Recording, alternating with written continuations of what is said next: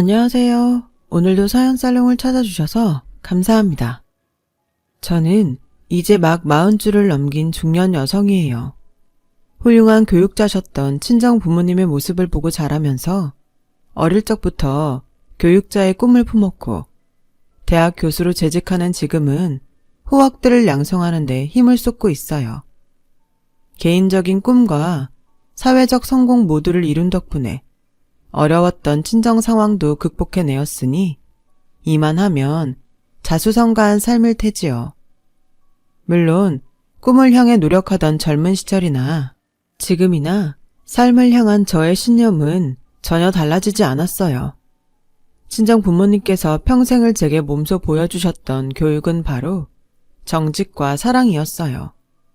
저희 사연은 청렴결백한 교육자라는 저의 꿈을 흔들어 놓으려고 했던 거액의 현금 따발, 뇌물에 대한 이야기입니다.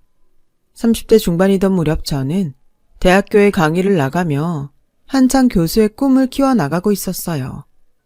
당시에는 전임 교수가 아닌 시간 강사 신분이었거든요. 여기서 시간 강사에 대해 잠깐 설명을 드리고 지나갈까 해요. 시간 강사란 대학교에서 대학생을 가르치는 임시직 강의자를 말해요. 당연히 정식 교수는 아니고 강의 평가에 따라 정식 교수로 임용될 수도 있지만 강의가 폐강되면 다른 대학교의 강의 자리를 찾아야 하는 불안정한 입장이죠. 시간 강사 시절에 저 또한 불안정하기는 마찬가지였어요. 그 시절 단 하루도 허투루 보내지 않으며 치열하게 노력하던 저를 옆에서 늘 응원하며 지지해 주었던 사람이 바로 남편이었어요.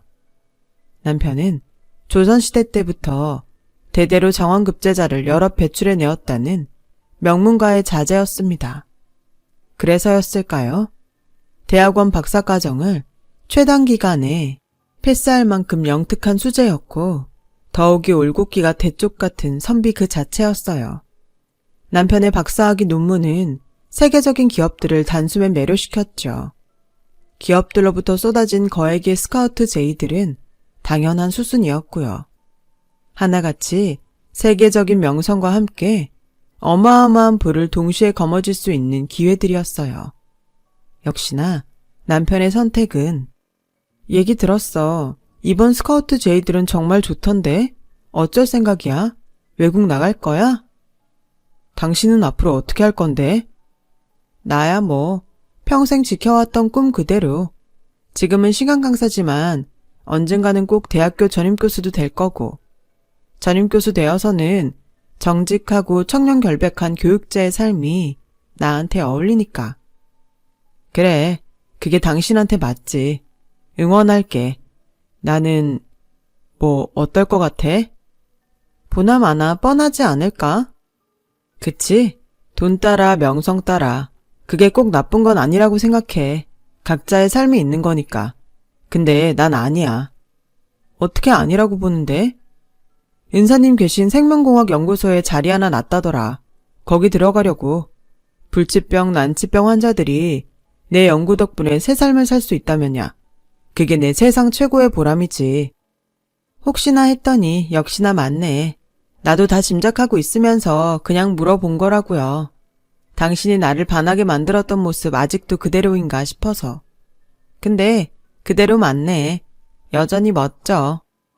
그래요. 역시나 남편의 선택은 돈과 명성보다는 학문의 길을 택했죠. 부부는 서로 닮는다는 말이 먼저였을까요?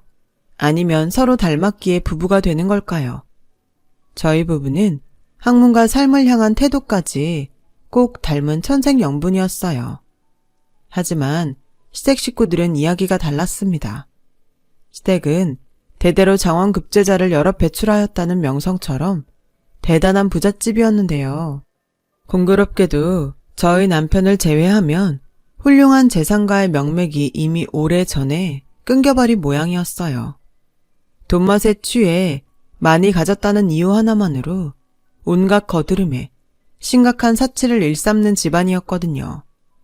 특히나 시어머니가 유독 심하더라고요. 시어머니는 유복하지 못한 저의 배경을 늘 문제 삼으며 업신여겼어요.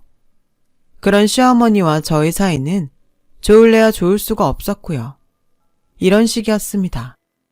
얘, 이것 좀 봐라. 장인한테 직접 주문 제작한 다이아몬드 반지인데 예쁘지? 넌 이런 거 가져본 적 없지? 그럼요. 가져본 적도 없고 욕심내본 적도 없죠. 너도 참 답답하다, 얘. 생각해보면 불쌍하기도 하고. 뭐가요? 아니, 그렇잖니. 가난뱅이 부모가 못 가르쳐서 겨우 시간 강사 꼬라지에. 말씀 가려서 해주시겠어요? 듣는 저에게는 친정 부모님이고 어머님께는 사위되는 분들이십니다. 그리고 저 박사 학위자예요. 대한민국이 아무리 고학력 사회라지만 굳이 따지자면야 박사 학위가 어디 가서 못 배웠다는 소리 들을 정도는 아니죠.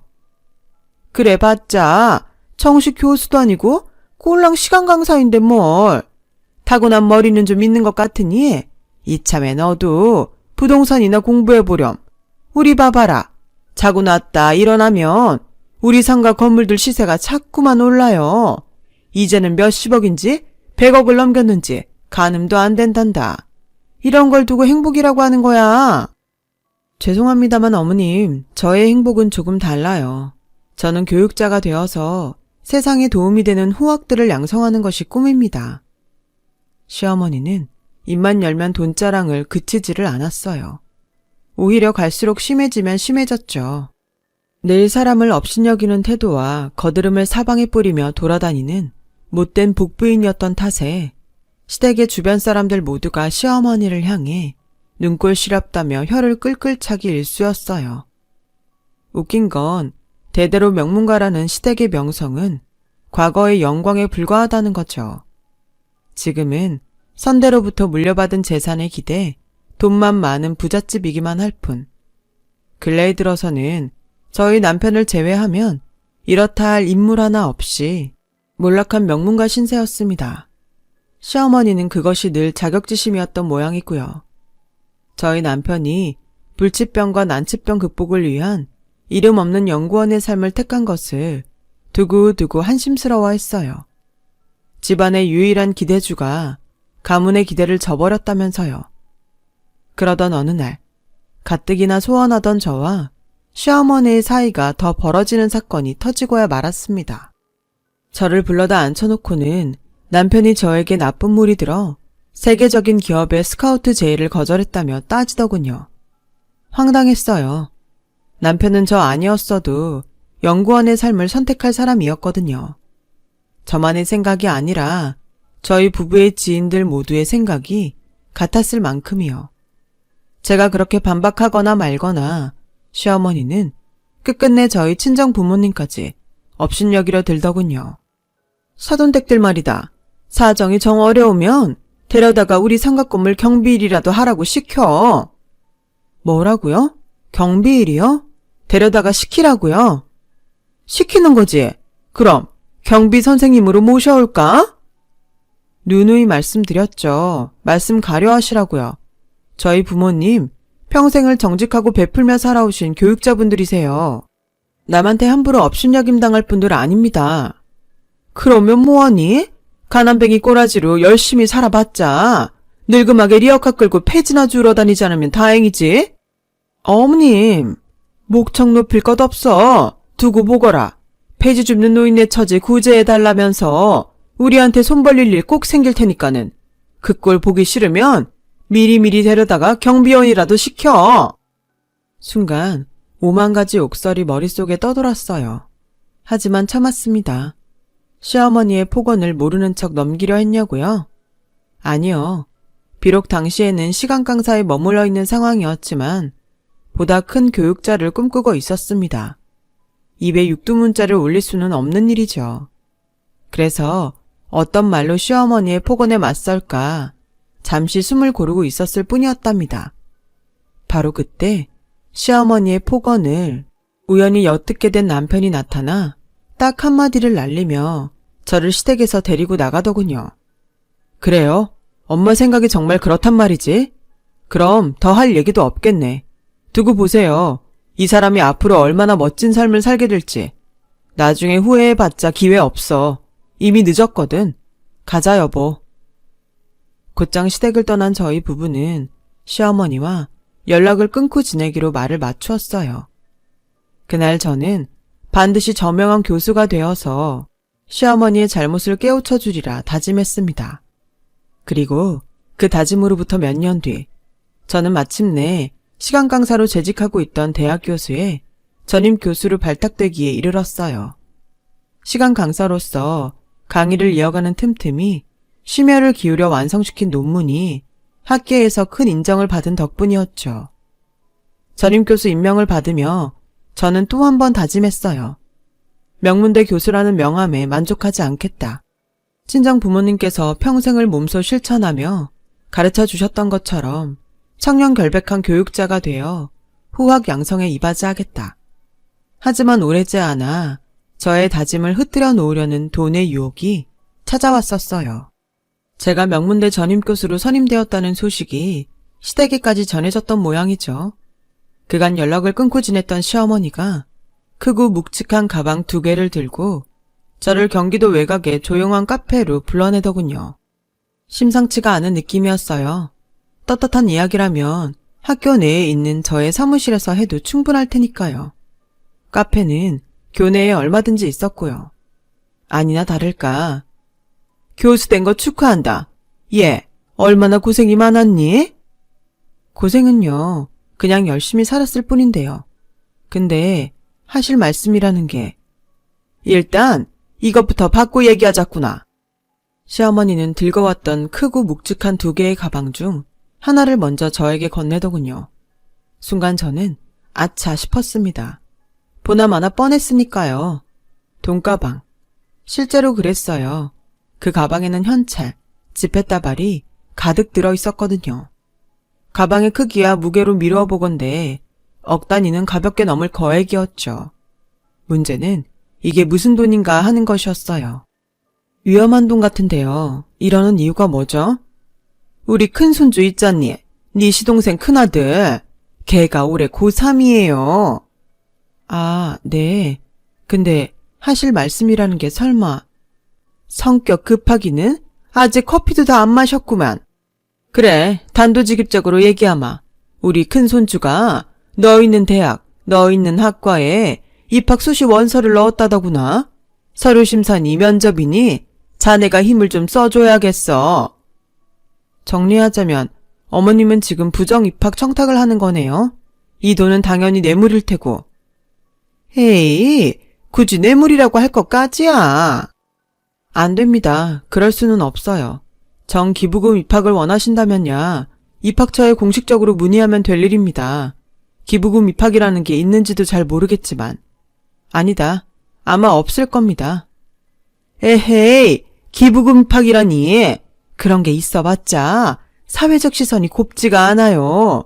우리가 어떤 집안인데 청껏들한테 눈총이나 받아서야 쓰겠니? 그 집안의 명성은 어머님 손으로 구겨놓고 계신 것 같은데요. 얘가 자꾸 왜 이래 답답하게? 사람 사는 거 원래 다 그렇고 그런 거야. 말이야 말이지. 우리 때는 대학에 도서관 지어주고 입학하는 일도 심심찮게 있었다. 그건 어머님 시절 얘기죠. 지금은 없는 일이고 있어서도 안 되는 일입니다. 분명하게 말씀드리는데요. 싫습니다.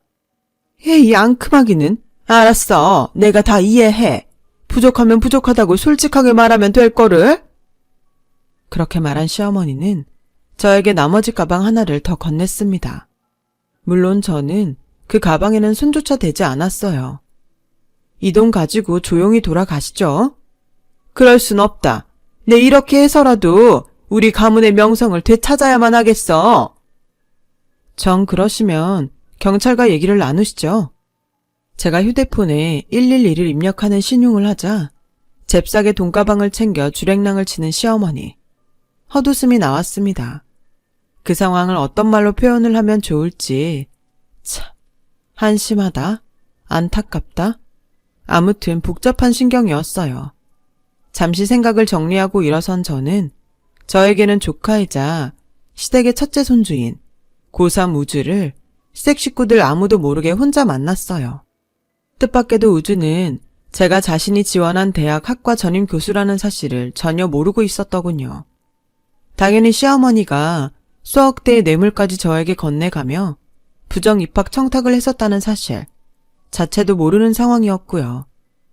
조카는 시어머니가 자신도 모르게 저지른 행동에 무척이나 자존심 상해하는 모습이었습니다. 저는 그런 조카에게 단호한 한마디를 던졌죠. 우주야, 지금부터 큰엄마가 하는 얘기 단 한마디도 빼놓지 말고 잘 들어. 그날 저의 단호한 한마디를 듣고 자리를 뜨는 조카의 얼굴은 이를 박박 가는 표정이었습니다. 이듬해 우주와 은밀한 만남으로부터 약 1년 몇 개월 뒤, 그 기간을 재수생으로 보낸 조카는 제가 근무하는 대학에 수석 합격했어요. 좋은 소식은 거기서 그치지 않았죠. 미국의 명문대 몇몇에도 동시 합격을 했거든요. 그 학교들은 소위 아이비리그라고 불리우는 세계적인 명문대였습니다. 미국 합격 소식은 일단 제쳐두고 이게 어떻게 된 일이냐고요?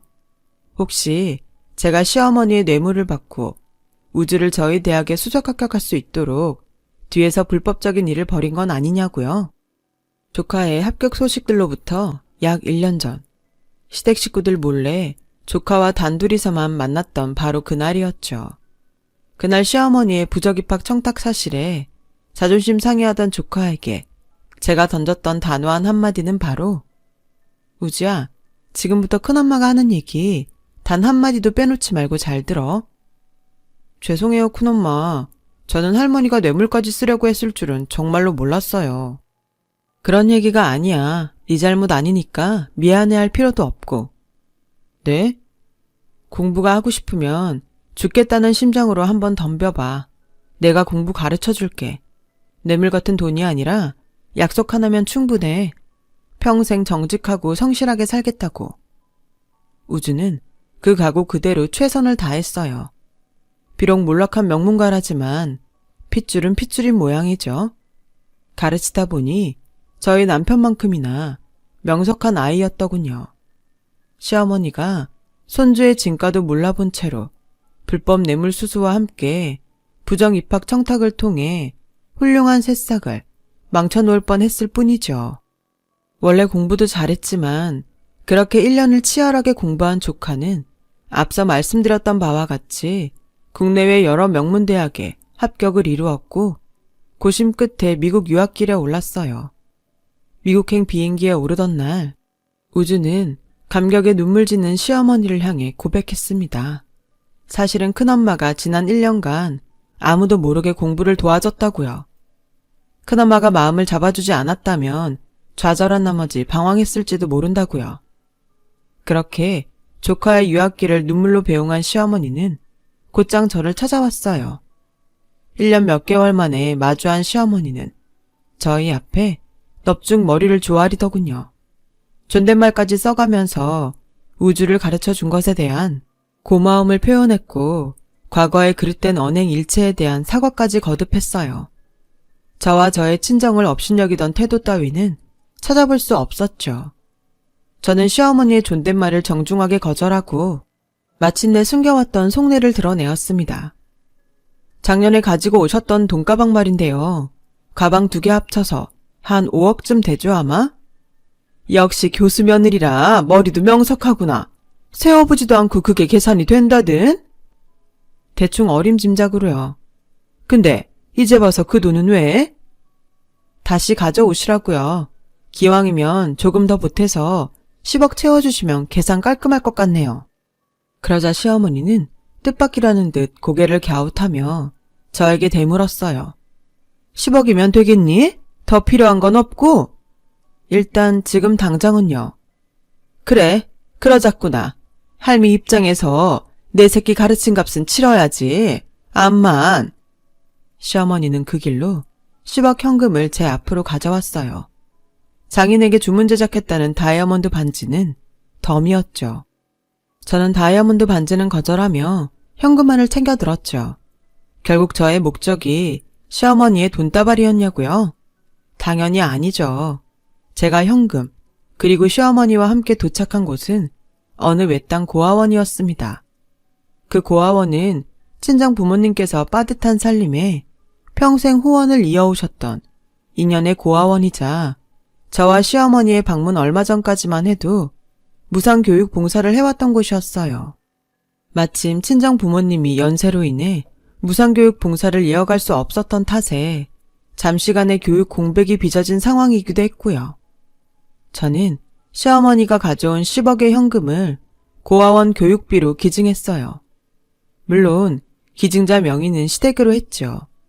그리고는 시어머니에게 진심 어린 말씀을 드렸어요. 잘 보세요, 어머님. 여기 있는 아이들은 앞으로 양직의 교육을 받아 보다 나은 삶을 꾸려나갈 수 있을 겁니다.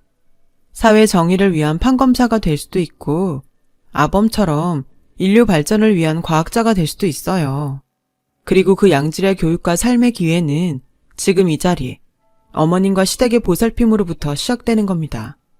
그러니 잘 보고 가슴에 새기세요. 가문의 명예는 이렇게 쌓아가는 거예요. 불법 뇌물, 부정 입학 청탁 같은 행동이 아니라요. 고맙고 미안하구나. 이렇게 좋은 며느리를 두고 내가 무슨 못된 짓들을 했었는지. 그놈의 돈에 눈이 멀어가지고서는. 괜찮습니다. 아니야. 그래도 말로만 사과하는 건 아닌 것 같다.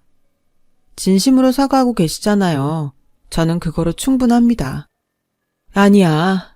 아무리 생각해도 이건 아니야. 나도 무언가를 좀 해놓아야겠다. 그날 시어머니는 고아원 아이들을 밤늦게까지 손수 돌보았습니다. 저도 아이들에게 공부를 가르쳤고요. 늦게까지 봉사를 하다 지친 걸음이지만 행복한 얼굴로 돌아서는 시어머니의 모습은 포근하고 인자한 친할머니 그 자체였죠. 그렇게 오늘에 이르렀습니다.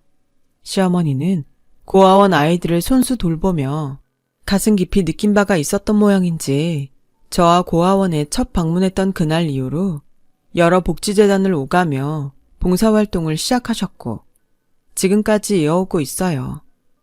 옛날 같았으면 사치 부리기에 쏟았을 돈들을 알뜰살뜰 모으고 모아 사회의 그림자를 걷어내기 위한 기부활동도 하고 계시고요. 시댁 식구들도 시어머니와 함께 봉사활동을 다니느라 분주해요. 덕분에 한물간채로 돈만 많은 몰락한 명문가라는 평가는 이제 없어요. 역시나 명문가는 명문가구나 하는 감탄만 있을 뿐이죠. 제가 직접 공부까지 시켜 미국 명문대에 유학 보낸 조카는 마침내 자신의 진로를 선택했다는 전화를 걸어왔어요. 미국에서 경영학 박사 학위를 취득한 뒤에 사업 경영가가 되고 싶다더군요. 저는 그런 조카에게 대견하다는 말을 전했고요. 세상에는 저와 남편 같은 학자도 필요하지만 안정적인 경제를 위한 사업가도 분명 필요하니까요. 남편은 지금 이 시간에도 불치병과 난치병 극복을 위한 연구를 계속하고 있습니다. 고된 여정이지만 얼굴만은 늘 웃고 있죠. 저 또한 대학교 전임 교수직을 이어가며 청년 결백한 교육자의 신념을 지켜나가고 있답니다. 앞으로도 세상에 도움이 되는 사람으로 살아가고 싶습니다. 긴 이야기 들어주셔서 고맙습니다. 항상 건강하시고 웃음 가득한 삶이 되시길 진심으로 바랍니다. 여러분, 사연 댓글에 응원과 현명한 조언 부탁드려요. 좋아요와 구독은 저에게 큰 힘이 됩니다. 오늘도 좋은 일 가득하세요.